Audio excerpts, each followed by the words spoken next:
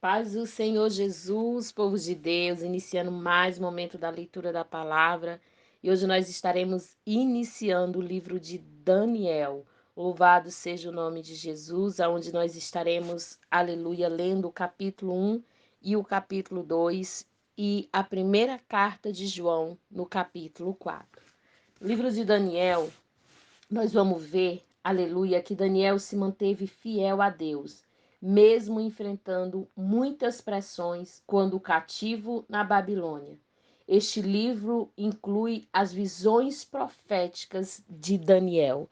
Então veremos, aleluia, louvado seja o nome do Senhor Jesus, que Daniel se manteve firme, fiel diante, aleluia, de um cativeiro babilônico, aleluia, e aonde o Senhor deu visões proféticas a Daniel. Iniciamos nossa leitura no capítulo 1 de Daniel. Os jovens israelitas na corte de Nabucodonosor. No terceiro ano de Joaquim como rei de Judá, o rei Nabucodonosor da Babilônia atacou Jerusalém e os seus soldados cercaram a cidade. Deus deixou que Nabucodonosor conquistasse a cidade e também que pegasse alguns objetos de valor que estavam no templo. Nabucodonosor levou esses objetos para a Babilônia e mandou colocar no templo do seu Deus, na sala do tesouro.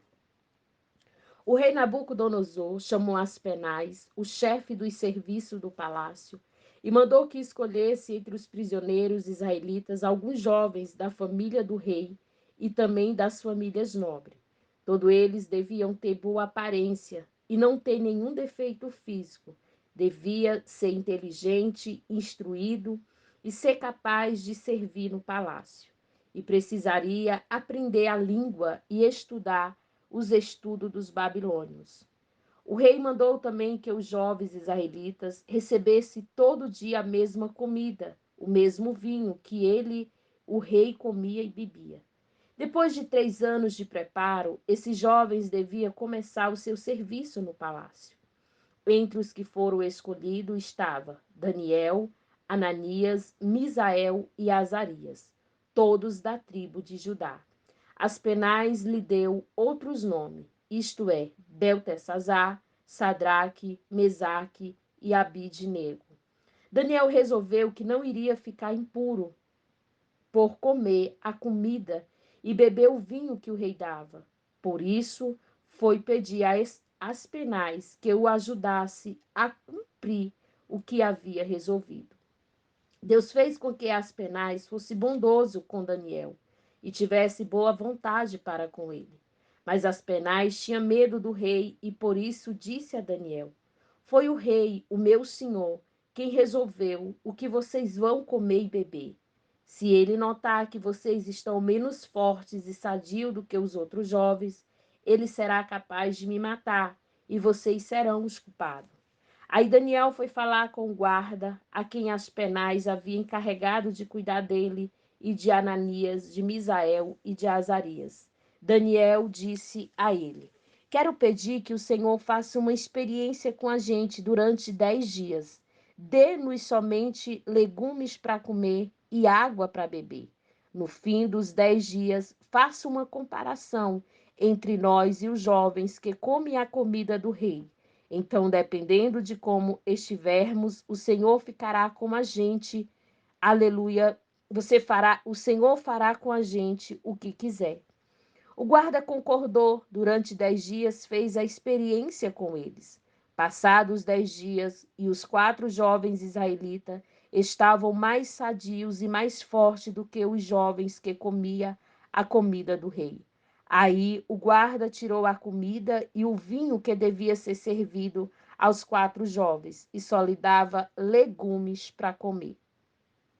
Deus deu aos 4 jovens um conhecimento profundo dos escritos e das ciências dos babilônicos, mas a Daniel deu também o dom de explicar visões e sonhos. No fim dos 3 anos de preparo que o rei Nabucodonosor tinha marcado, Aspenaz levou todos os jovens até a presença do rei. Este falou com eles, e entre todos não havia quem se comparasse como Daniel, Ananias, Misael e Azarias. Por fim, ficaram trabalhando no palácio. Todas as vezes que o rei fazia pergunta a respeito de qualquer assunto que exigisse, aleluia, inteligência ou conhecimento, descobria que os quatro eram 10 vezes mais inteligentes de que todos os sábios e adivinhos e de toda a Babilônia. E Daniel ficou no palácio real até o ano em que rei Ciro começou a governar a Babilônia. Capítulo 2 de Daniel. O sonho de Nabucodonosor. No segundo ano de Nabucodonosor, como rei da Babilônia, ele teve um sonho que o deixaram tão preocupado que não podia dormir. Então mandou chamar os sábios, os adivinhos, os feiticeiros, os astrólogos para que eles explicassem o sonho. Quando chegaram e se apresentaram diante do rei, ele lhe disse: Tive um sonho que me deixou muito preocupado. Eu não vou ficar sossegado enquanto não souber o que ele quer dizer. Eles disseram ao rei na língua aramaica: Que o rei viva para sempre. Pedimos que o Senhor nos conte o sonho e ali nós nos diremos o que quer dizer. Mas o rei respondeu: Eu já resolvi que vocês têm de me contar o sonho e também explicar o que ele quer dizer. Se não puderem fazer isso, vocês serão todos cortados em pedaços e as suas casas serão completamente arrasadas. Mas se me contarem o sonho e explicarem o que ele quer dizer, eu lhe darei presentes, prêmios e muitas honras. Portanto, diga o que foi que eu sonhei e o que o sonho quer dizer. E todos os sábios disseram de novo: conte o Senhor o sonho, e ali lhes diremos o que ele quer dizer. Mas o rei insistiu: Eu sei que vocês estão fazendo. Estão procurando ganhar tempo, porque sabe que já resolvi que se vocês não me contarem o sonho, vou dar a todos o mesmo castigo. Vocês já combinaram de me enganar com mentiras e falsidades, esperando que a situação mude. Conte-me o sonho e então eu saberei que também poderão explicar o que ele quer dizer. Os sábios deram ao rei esta resposta: Não há ninguém no mundo que seja capaz de fazer o que o Senhor quer. Nunca houve nenhum rei, por mais forte e poderoso que fosse, que estivesse exigido uma coisa dessa dos seus sábios e adivinho ou astrólogo. O que o Senhor está querendo é impossível. Não existe quem possa atender o seu pedido, a não ser os deuses, e eles não moram com a gente aqui na terra. O rei ficou tão furioso que mandou todos os sábios da Babilônia, que mandou matar todos os sábios da Babilônia. A ordem foi publicada e então foram buscar Daniel e os seus companheiros para que eles também fossem mortos. Deus revela a Daniel o que o sonho quer dizer. Daniel foi procurar Arioque, o chefe da guarda do rei, que tinha recebido ordem para matar todos os sábios da Babilônia. Com muito jeito e cuidado, Daniel perguntou a Arioque: Por que foi que o rei deu uma ordem tão dura assim? Arioque explicou. Aleluia. Arioque explicou o que havia acontecido. Então Daniel foi falar com o rei e este concordou em esperar a fim de dar tempo a Daniel para explicar o sonho. Depois Daniel foi para casa e contou tudo aos seus amigos, Ananias, Misael e Azarias. Daniel disse que orassem ao Deus do céu, pedindo que tivesse pena deles e lhe mostrasse o que o sonho misterioso queria dizer, a fim de que Daniel e os seus amigos não morressem junto com os outros sábios da Babilônia. Naquela noite, Daniel teve uma visão, e nela Deus mostrou o que o sonho queria dizer. Então Daniel agradeceu a Deus, dizendo: Que o nome de Deus seja louvado para sempre, pois dele são a sabedoria e o poder. É ele quem faz mudar os tempos e as estações. É ele quem põe os reis no poder e os derruba. É ele quem dá sabedoria aos sábios e inteligência aos inteligentes. Ele explica mistérios e segredos e conhece o que está escondido na escuridão, pois com ele mora a luz. Ó Deus dos meus antepassados, eu te agradeço e te louvo, pois me deste sabedoria e poder. Tu respondeste à nossa oração, nos mostrando o que o, nos mostrando o que o rei quer saber. Daniel explica o sonho ao rei. Aí Daniel foi procurar Arioque, o oficial que tinha recebido ordem do rei para matar os sábios da Babilônia. Daniel disse: Arioque, não mate os sábios. Leve-me para falar com o rei, e eu explicarei o sonho que teve. Arioque levou Daniel depressa para o lugar onde o rei estava e lhe disse: Está aqui comigo um dos judeus que trouxemos como prisioneiro, e ele vai explicar o sonho que o Senhor teve. O rei perguntou a Daniel, que também era chamado de Beltesazar: Você pode contar o meu sonho e explicar o que ele quer dizer? Daniel respondeu: Não há sábios, adivinho, feiticeiro, nem astrólogo que possa dar a explicação que o Senhor está exigindo. Mas há um Deus no céu que explica mistérios, oh glória. Foi por meio do sonho que ele fez o Senhor saber o que vai acontecer no futuro. E agora, ó rei, eu vou explicar o sonho e as visões que o Senhor teve enquanto dormia. O Senhor estava dormindo na sua cama e começou a pensar a respeito do futuro. E aquele que explica mistério mostrou ao Senhor o que vai acontecer.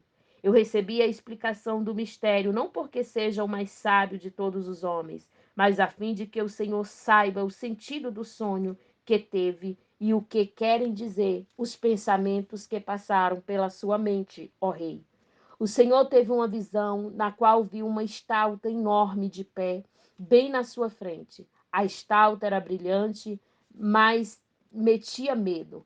A cabeça era de ouro puro, os peitos e os braços eram de prata, a barriga e os quadris eram de bronze, as pernas eram de ferro e os pés eram metade de ferro e metade de barro. Enquanto o Senhor estava olhando, uma pedra se soltou de uma montanha, sem que ninguém a tivesse empurrado. A pedra caiu em cima dos pés da estátua e os despedaçou. Imediatamente o ferro, o barro, o bronze, a prata e o ouro viraram pó, como o pó que se vê no verão quando se bate o trigo para separar da palha. O vento levou tudo embora, sem deixar nenhum sinal, mas a pedra cresceu e se tornou uma grande montanha que cobriu o mundo inteiro. Foi este o sonho, e agora vou explicá-lo para o Senhor. Ó Rei, o Senhor é o mais poderoso de todos os reis, e foi o Deus do céu quem o fez rei. Ele lhe deu poder, autoridade e honra. Ele deu ao Senhor o domínio em todo o mundo sobre os seres humanos, os animais e as aves. O Senhor é a cabeça feita de ouro. Depois do seu reino haverá outro reino que não será tão poderoso como o seu. Depois desse reino haverá ainda outro reino, um reino de bronze que dominará o mundo inteiro. Depois virá um quarto reino, e este será forte como ferro, que quebra e despedaça tudo. E assim como o ferro quebra, tudo que esse reino destruirá completamente todos os outros reinos do mundo. Na estátua que o Senhor viu, os pés e os dedos dos pés eram metade de ferro e metade de barro. Isso quer dizer que esse reino será dividido, mas terá alguma coisa na força de ferro, pois, como o Senhor viu, o Senhor estava misturando com barro. Os dedos dos pés eram metade de ferro e metade de barro. Isso quer dizer que o reino, por um lado, será forte, mas por outro será fraco. O Senhor, ó rei, viu que o ferro estava misturado com barro, e isso quer dizer que os reis procurarão unir os seus reinos por meio de casamentos. Mas como o ferro e o barro não se unem, assim também esses reinos não ficarão unidos. No tempo desses reis, o Deus do céu fará aparecer um reino que nunca será destruído e nem será conquistado por outro reino. Pelo contrário, Esse reino acabará com todos os outros e durará para sempre. É isso que quer dizer a pedra que o Senhor viu saltar-se da montanha, sem que ninguém a tivesse derrubado, que despedaçou a estátua feita de ferro, bronze, prata, barro e ouro. O grande Deus está revelando ao Senhor o que vai acontecer no futuro. Foi este o sonho que o Senhor teve, e esta é a explicação certa. A recompensa de Daniel. Então o rei Nabucodonosor se ajoelhou diante de Daniel e encostou o rosto no chão, e depois ordenou que fosse apresentado a Daniel sacrifícios e incenso. E ele disse a Daniel: o Deus que vocês adoram é de fato o mais poderoso de todos os deuses, e é o Senhor de todos os reis. Eu sei que ele é quem explica mistério, pois você me explicou este sonho misterioso. Em seguida, o rei colocou Daniel como alta autoridade no reino e lhe deu também muitos presentes de valor. Ele pôs Daniel como governador da província da Babilônia e fez o chefe de todos os sábios no país. A pedido de Daniel, o rei pôs Sadraque, Mesaque e Abidnego como administradores da província da Babilônia, mas Daniel ficou na corte real. Aleluia, glória a Deus. Vamos para 1 João, aleluia, capítulo 4. Aleluia. O Espírito de Deus e o espírito do inimigo de Cristo. Meus queridos amigos, não acredite em todos os que diz que tem o Espírito de Deus. Põe à prova essas pessoas para saber se o Espírito que elas têm vem mesmo de Deus, pois muitos falsos profetas já se espalharam por toda parte. É assim que vocês poderão saber de fato se o Espírito é de Deus. Quem afirma que Jesus Cristo veio como ser humano tem o Espírito que vem de Deus. Mas quem nega isso a respeito de Jesus não tem o Espírito de Deus. O que ele tem é o espírito do inimigo de Cristo. Vocês ouviram dizer que esse espírito viria e agora ele já está no mundo. Meus filhinhos, vocês são de Deus e têm derrotado os falsos profetas, porque o espírito que está em vocês é mais forte do que o espírito que está naqueles que pertencem ao mundo. Eles falam das coisas do mundo e o mundo os ouve, porque eles pertencem ao mundo, mas nós somos de Deus. Quem conhece a Deus nos ouve, mas quem não pertence a Deus não nos ouve. É desse modo, então, que podemos saber a diferença que existe entre o espírito da verdade e o espírito do erro. Deus é amor. Queridos amigos, amemos uns aos outros, porque o amor vem de Deus. Quem ama é filho de Deus e conhece a Deus. Quem não ama, não conhece, pois Deus é amor. Foi assim que Deus mostrou seu amor por nós. Ele mandou o seu único filho ao mundo para que pudéssemos ter vida por meio dele. E o amor é isto: não fomos nós que amamos a Deus, mas foi ele que nos amou e mandou o seu filho para que, por meio dele, os nossos pecados fossem perdoados. Amigos, se foi assim que Deus nos amou, então nós devemos nos amar uns aos outros. Nunca ninguém viu a Deus. Se nós amamos uns aos outros, Deus vive unido conosco e o seu amor enche completamente o nosso coração. A razão porque podemos ter certeza de que vivemos unido com Deus e que Ele vive unido conosco é esta: Ele nos deu o seu Espírito. E nós vimos e anunciamos aos outros que o Pai enviou o Filho para ser o Salvador do mundo. Todo aquele que afirma que Jesus Cristo é Filho de Deus, Deus vive unido com Ele e vive unido com Deus. E nós conhecemos o amor que Deus tem por nós e cremos nesse amor. Deus é amor. Aquele que vive no amor vive unido com Deus e Deus vive unido com ele. Assim, o amor em nós é totalmente verdadeiro, para que tenhamos coragem no dia do juízo, porque a nossa vida neste mundo é como a vida de Cristo. No amor não há medo. O amor, que é totalmente verdadeiro, afasta o medo. Portanto, aquele que se sente medo não tem no seu coração o amor totalmente verdadeiro, porque o medo mostra que existe castigo. Nós amamos, nós amamos porque Deus nos amou primeiro. Se alguém diz, eu amo a Deus, mas odeia seu irmão, é mentiroso, pois ninguém pode amar a Deus a quem nunca vê, se não amar o seu irmão a quem vê. O mandamento que Cristo nos deu é este: quem ama a Deus, que ame também o seu irmão. Essa foi a nossa leitura do dia 5/12/2023. Que Deus em Cristo vos abençoe.